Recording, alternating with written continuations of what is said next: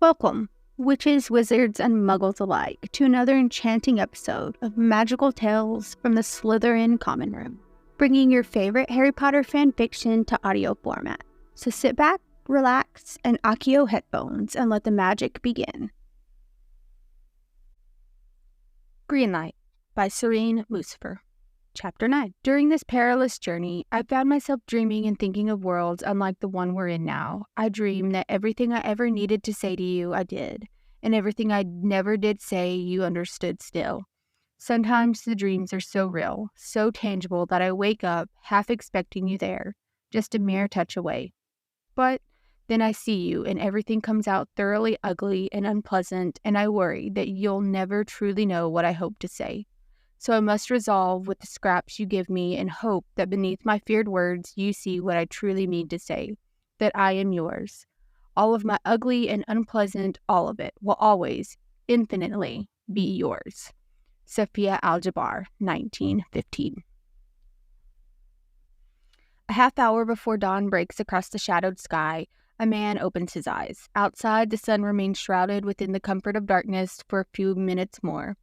The soft songs of birds and rampant hums of insects drift through the cracks of the tent and echo into his ear, reminding him that it's time to get up.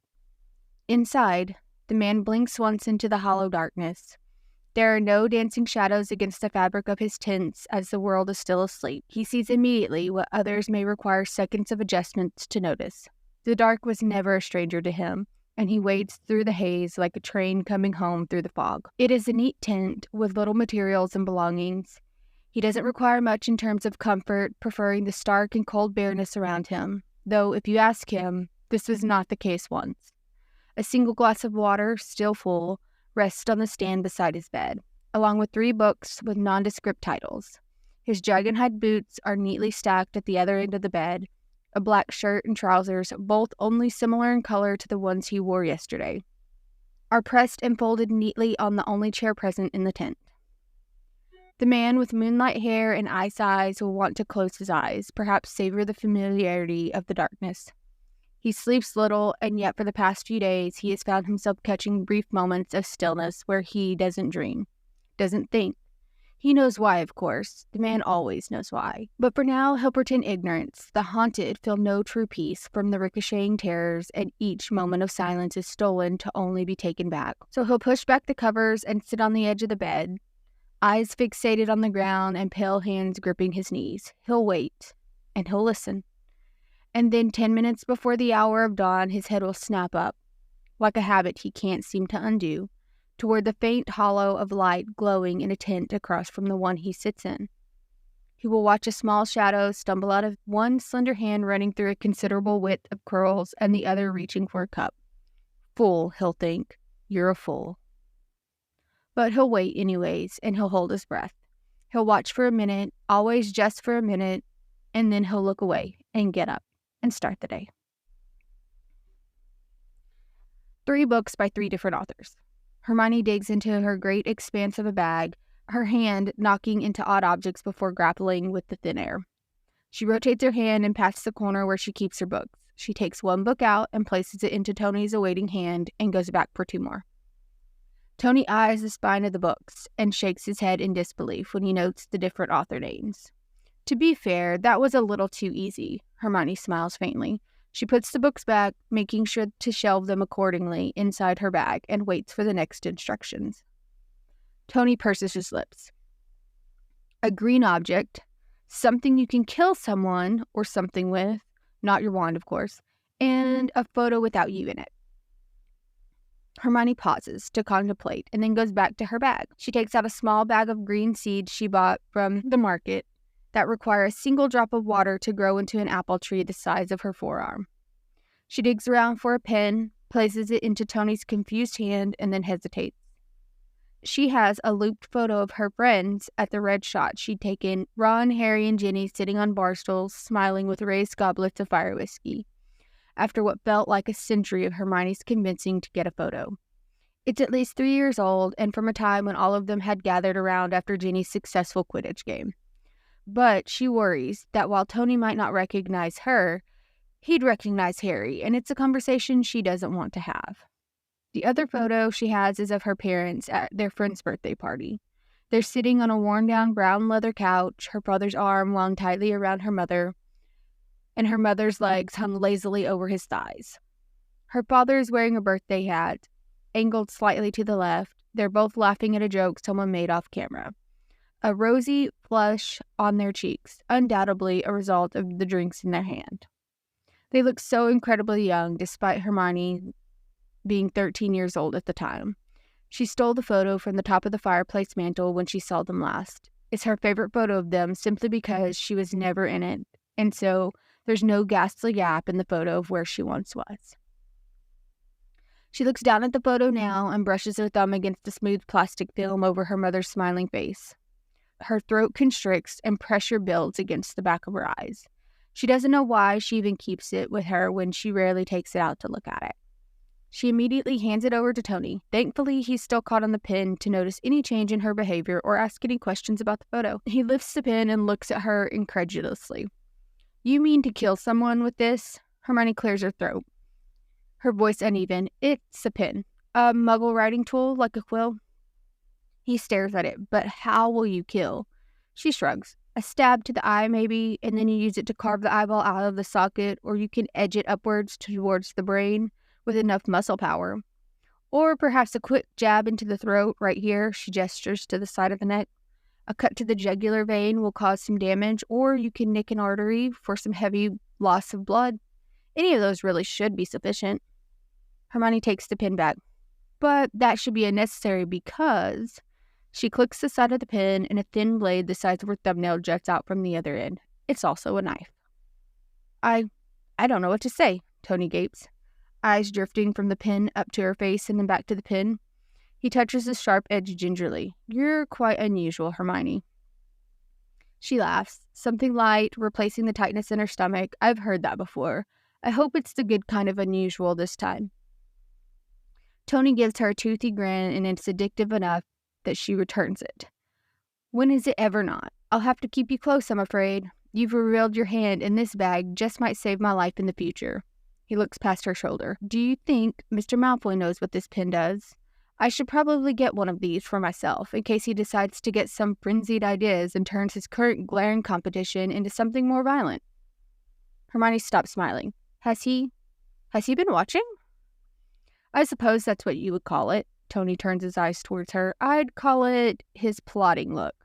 I suspect he's thinking of all the ways he could disappear my body and make it untraceable to the rest of mankind for the rest of eternity."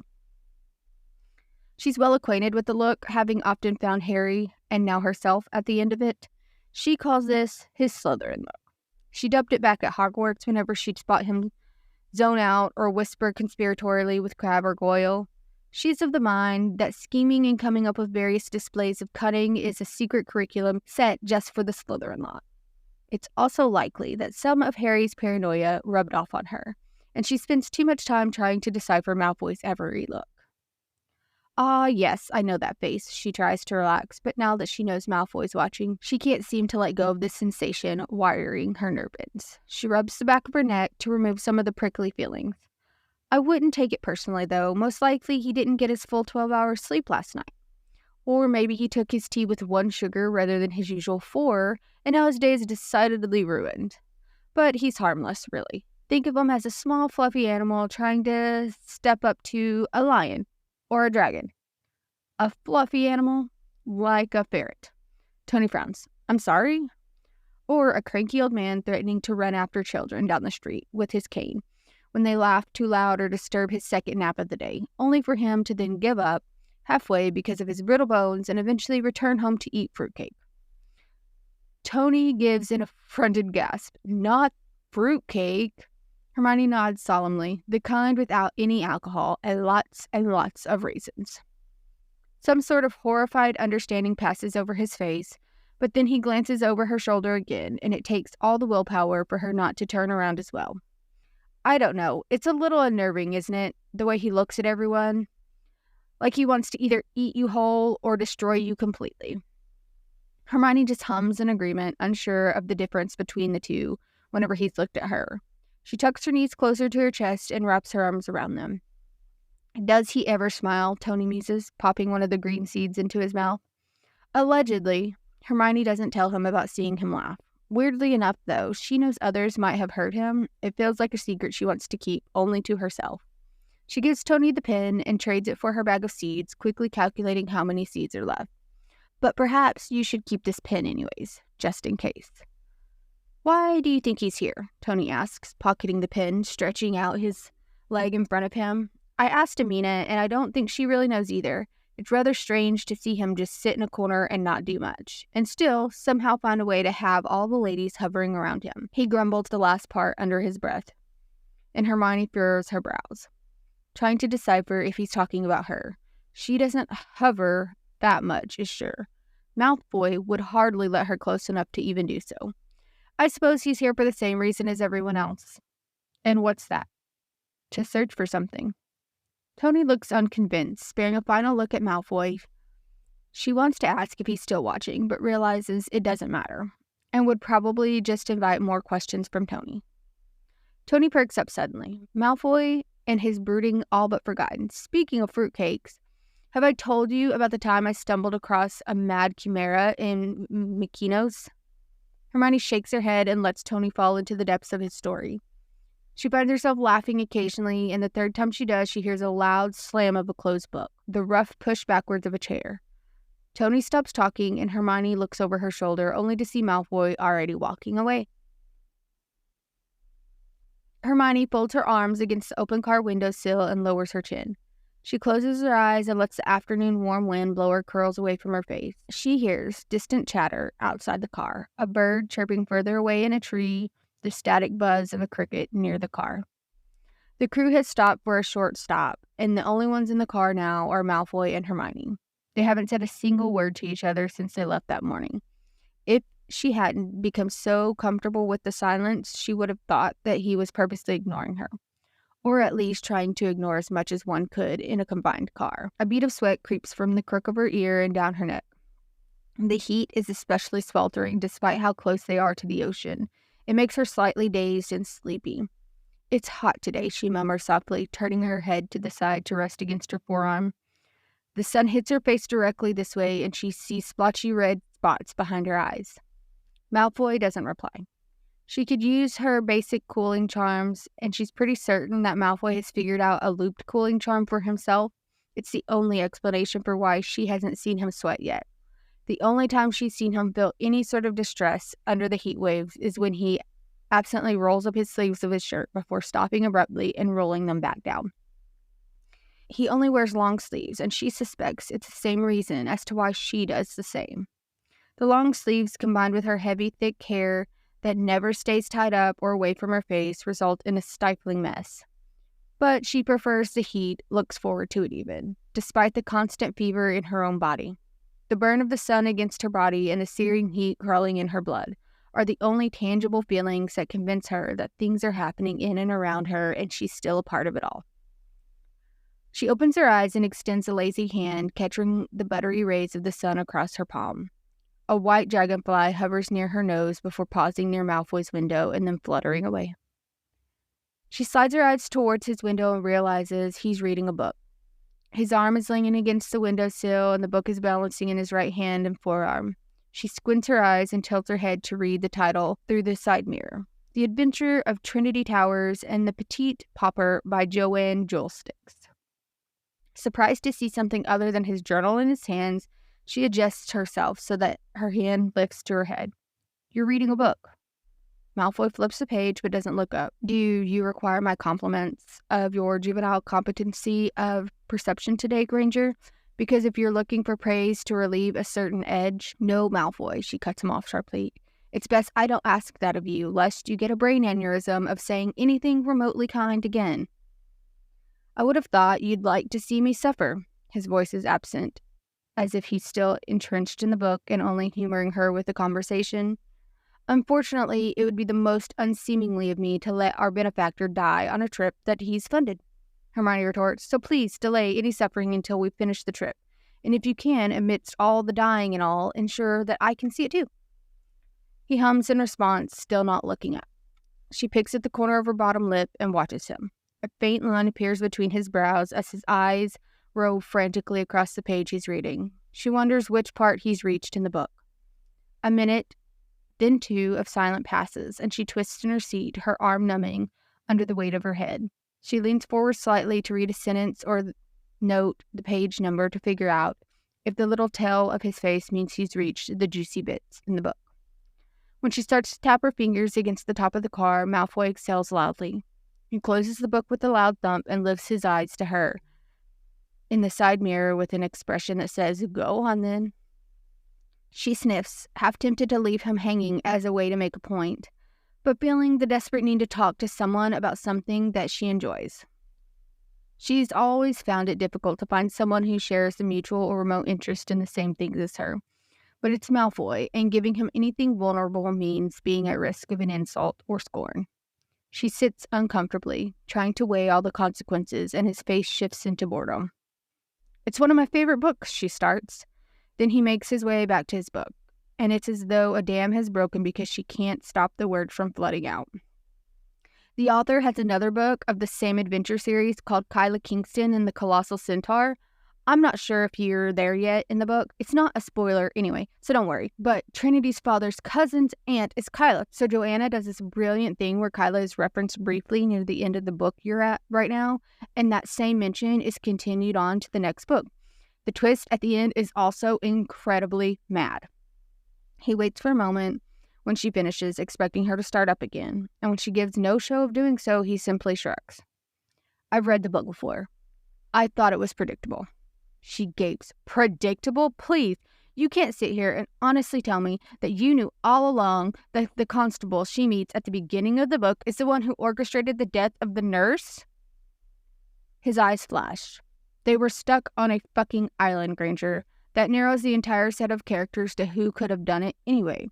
In every chapter, the constable was mentioned at least once. It doesn't take a genius to figure out that it was him. I didn't figure it out. There's a first time for everything. "I don't think you believe that," she scowls, ignoring the last comment. "I think you're purposely being contrarian because it gives you some kind of thrill to think that you're of a singular thought. We've already established that you're the one with that flaw, Granger. I'm not surprised that you're getting annoyed by a different perspective than yours," he says wryly, and leans his head against the back of his seat. Strands of hair flutter into his eyes, like a gust of air against the stack of cards, and he jerks his head reflexively to clear them. "Seems very in tune with your inability to be flexible." She scoffs. "I can be flexible, Malfoy. I have tons of practice in flexibility. In fact, you'll find that I'm very accommodating and can open myself up to a variety of opportunities. Would you say you bend backward at the chance to be flexible?" Hermione glares at him. "If you have such low opinions about the book, why bother read it again?" He shifts in his seat and then shrugs again. "Maybe I'm a masochist. After all, I have been subjecting myself to your company on these car rides." "Don't even start to pretend you're being forced to sit here." She narrows her eyes accusingly at him. "You're quite replaceable with Tony, you know. We have wonderful and enlightening conversations. You can easily leave in case you'd like a change of perspective." His face immediately twists into a frown.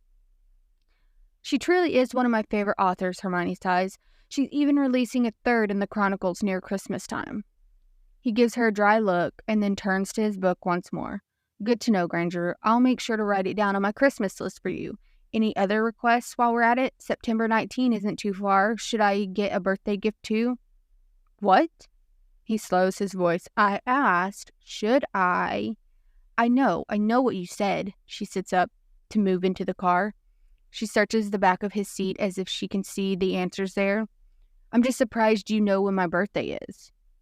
Hermione can physically feel whatever's left on Malfoy's brain churning. "It's hard not to," he says at last. She notices the annoyance he tries and fails to hide to his voice. "I'm sure the whole world knows when your birthday is, especially after the fireworks stunt they did 2 years ago for you." Hermione grimaces at the memory. "Not one of my fondest birthdays, that's for sure. Don't tell me Gryffindor's golden girl doesn't like the fireworks." "I don't," she admits reluctantly. She goes back to looking out the window, her eyes bouncing around over everyone, but not seeing anything.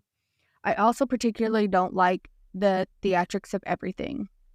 It is hard to believe that I'd prefer not to have the entire country's attention for every little thing I do? There's a pause. His voice is quiet. No, it's not. We don't ask for them, Hermione continues, picking at the loose thread of her shirt. She pulls and it unravels the fabric. She's unsure why she feels the need to explain herself and her friends. Maybe because it's just one other person in front of her and she finally has the chance to explain herself to someone about how outrageous the whole thing is, even if it's just Malfoy, and his thoughts on the whole thing are unlikely to change. The fireworks, the constant profit coverage, the stupid celebrations of every little thing in our lives. I know, I might sound ungrateful to you, but the truth is we never asked for it, and we never purposely did anything for it. I practically traveled across the ocean just to avoid it all. Malfoy doesn't respond, and although she's not expecting sympathy from him, she waits for him to say something. Anything to acknowledge what she's sharing. Outside, Amina and Lena are laughing. Tony leans forward and jokes about something, and they burst into laughter once more. Why did you come? She asks abruptly, remembering Tony's question from before. She drags her gaze to the side mirror, but Malfoy's eyes are fixated on the windshield before him. On this trip, I mean. Why did you? He counters. She pauses to consider her answer. I wanted something more. Something more than all the glory of being one of the Golden Trio. Just what is missing from your life back home? There's something below his words, something harsh and tense, that she can't figure out. Anger? Envy? Magic, she replies instantly, and flushes at how childish it sounds. She looks back at her hands cradled in her lap. The skin around her thumb is effectively peeled away from her worrying.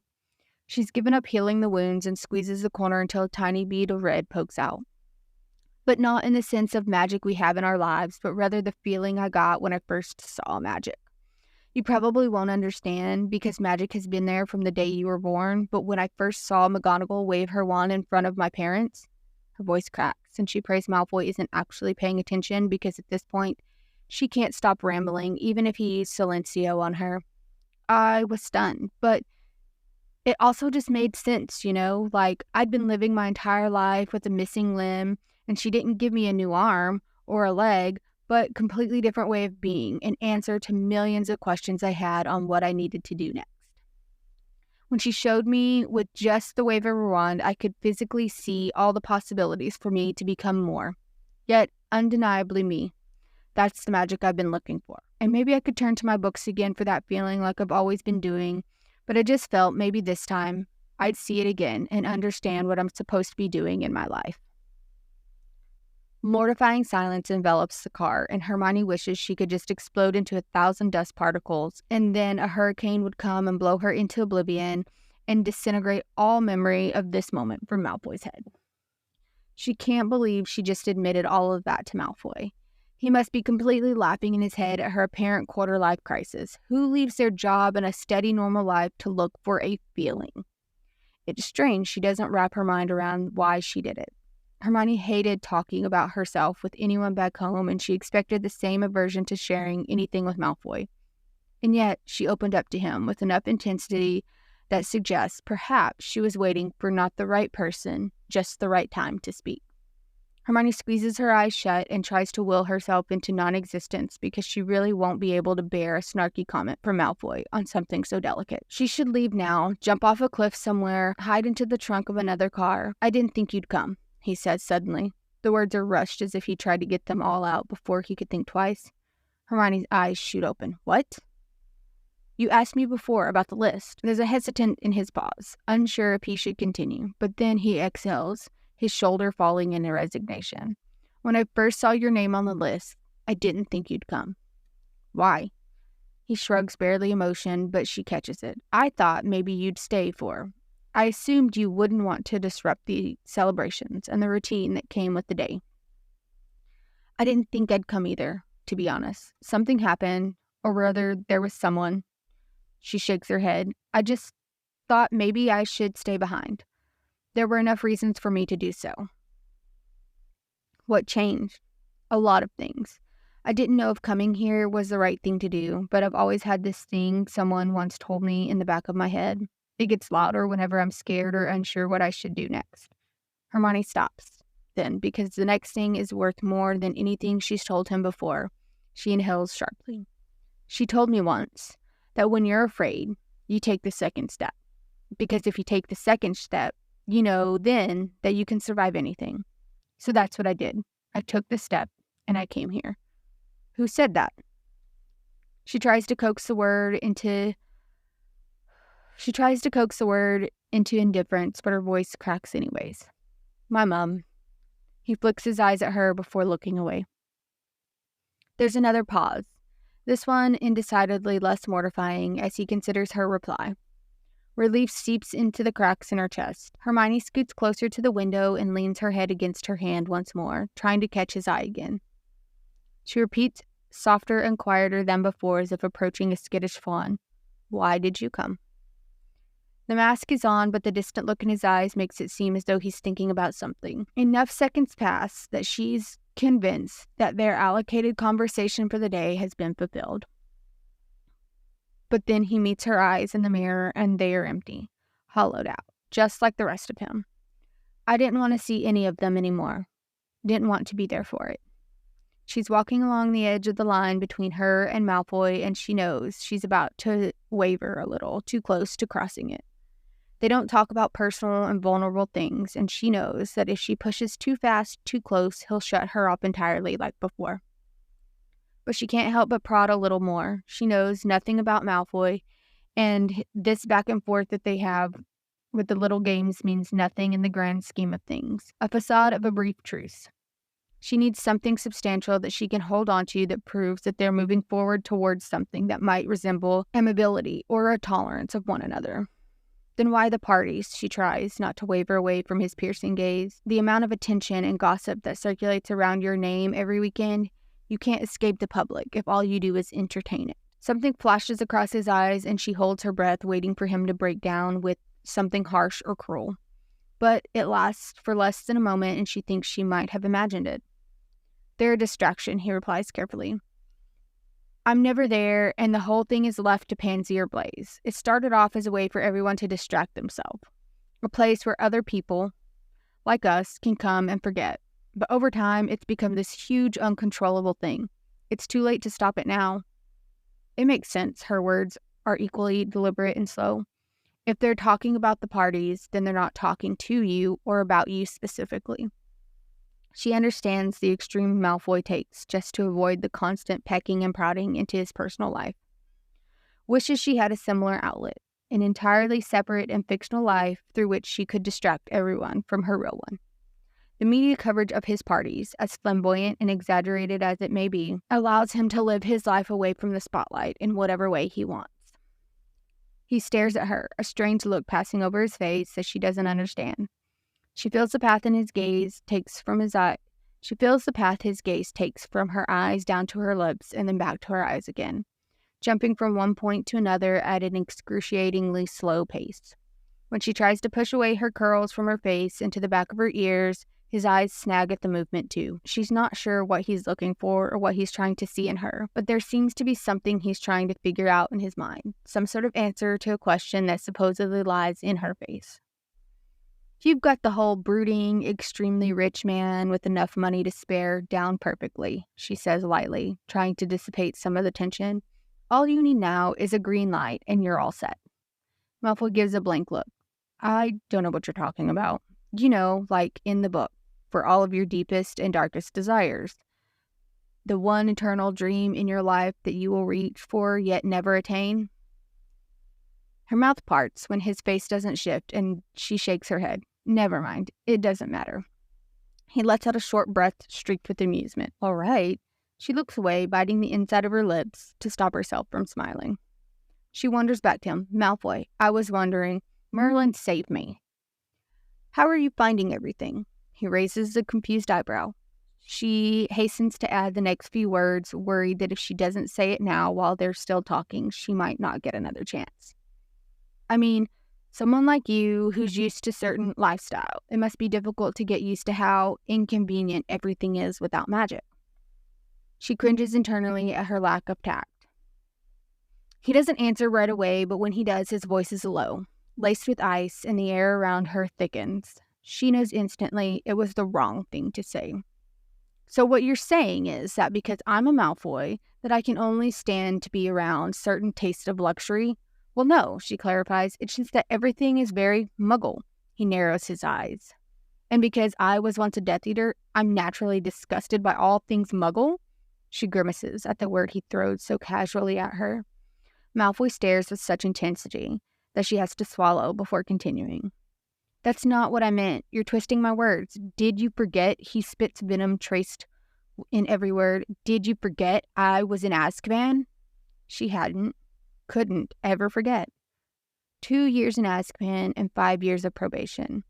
I mean, it's pretty difficult to forget because you were there at my fucking trial. The disgust in his eyes so familiar and jarring at the same time. But I guess it can be easy to put it in the back of your mind when everyone is just rushing to kiss the ground you walk on. It can be easy to dismiss everyone left behind, sure. Hermione is completely unraveling at the way this conversation is turning. This was not how she wanted to approach this topic.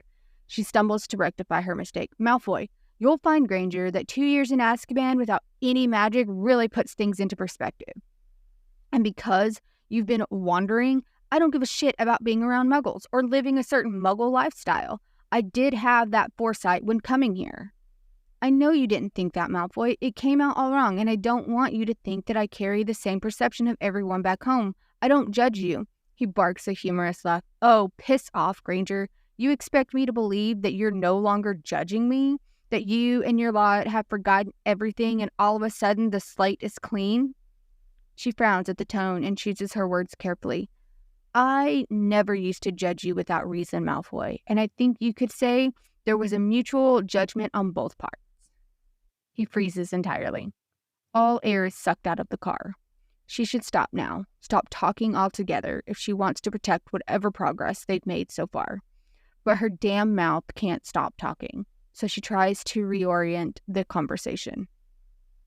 All I'm saying is that it's not fair what they say about you, Malfoy. You don't deserve any of it. What are you doing? His voice slices through the chatter from outside and blood chills. Goosebumps scatter across her body. I was just saying that I understand how you must feel, and it's not right. Stop. Just stop. You can't just tell me to stop without hearing me out. What the fuck, Granger? He growls, frustration scratching his throat. What, you think we can talk a little and then that automatically gives you permission you need to start making assumptions about me? I'm sorry. Don't apologize to me. Do not. I do not need your fucking apologies.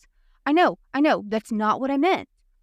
He gets out of the car in one swift motion and she flinches when the door slams shut behind him. She watches him turn away from her, shoulders heaving, hands fisted. He runs a rough hand through his hair. I don't know what's happening. She follows him out, closing the door behind her gently. Her eyes sweep across the flat land, but no one is looking their way. I don't understand how it got like this. Just let me try and explain. He whirls around to face her.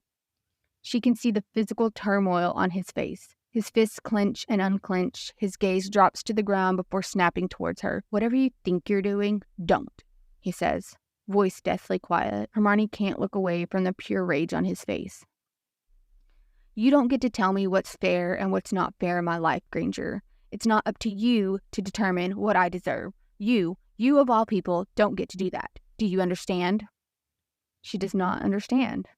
Because everything was fine and they were just talking. And okay, this is how he acted when he felt vulnerable. He lashed out, and she knew that already. Had seen him do it several times before. But it doesn't make sense because everything was just fine, and now it's not, and she can't wrap her head around it at all.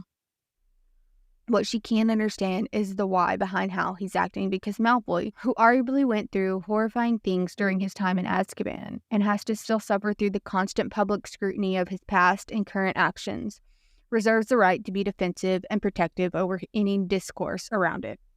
But it's also being blown out of proportion, which is frustrating for Hermione because they're adults and should be able to work through a disagreement like professionals. He'd been teasing her just yesterday, and now he's flipped completely, and it's frightening to think that none of it mattered to him while here she was, sharing things that were deeply rooted in her. And maybe she's feeling a little stubborn because he won't take this away from her, demand things of her when he has no right over what she thinks of him. She's not going to let him pick and choose their interactions. Hermione shakes her head and takes a step forward. Malfoy stiffens at the movement, warily eyeing the space between them. Don't push me away, Malfoy. Just because you're afraid, fuck you. She glares, anger flushing her cheeks red. Is that all you've got? Fuck you and piss off? They're just words, and if you remember, you'll know that I've dealt with a lot worse things said to me. You're not going to shove me aside because that's too easy. She waits for him to say anything, braces herself. Instead, he stares at her for a moment and then closes the gap between them. He looks down at her and she shifts her chin to meet his eyes evenly. She tries not to shiver, giving anything away about the chill she's feeling being this close to him. He nods absently once, then twice. Comes to a definite conclusion in his head.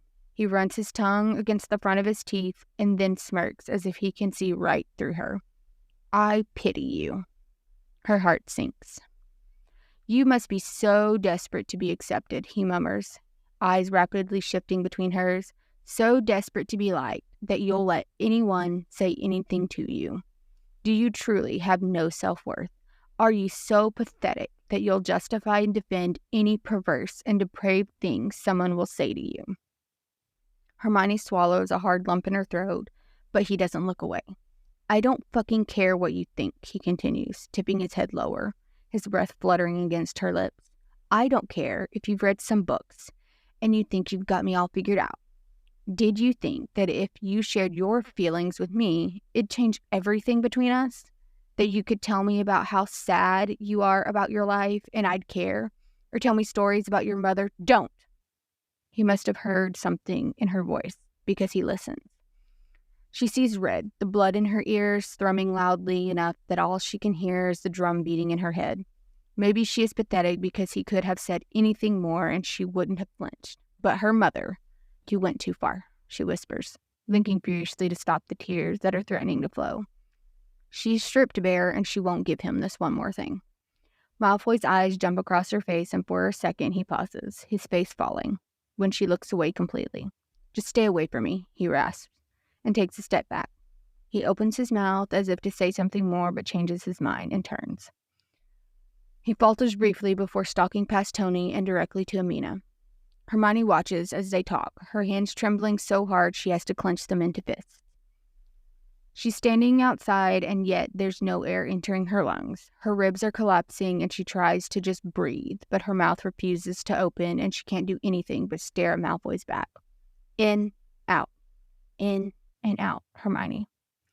The trees around her start to blur and her throat closes and there's just no air. And she could collapse right here and right now, and the gust of wind could blow her away, and it wouldn't matter because her body still wouldn't listen to her, and she'd die of suffocation. Amina nods slowly at something Malfoy says and glances at Hermione confused. Then, without looking back, he storms away and gets into another car. His car door slams shut, and Hermione jolts at the sound. She turns around and inhales sharply. Okay, that's the end of Chapter 9. What do you guys think? Ugh, this sucked. I felt so bad. Like, obviously. Ugh, gosh, they're so, yeah. Anyways, that's it. See you in the next chapter.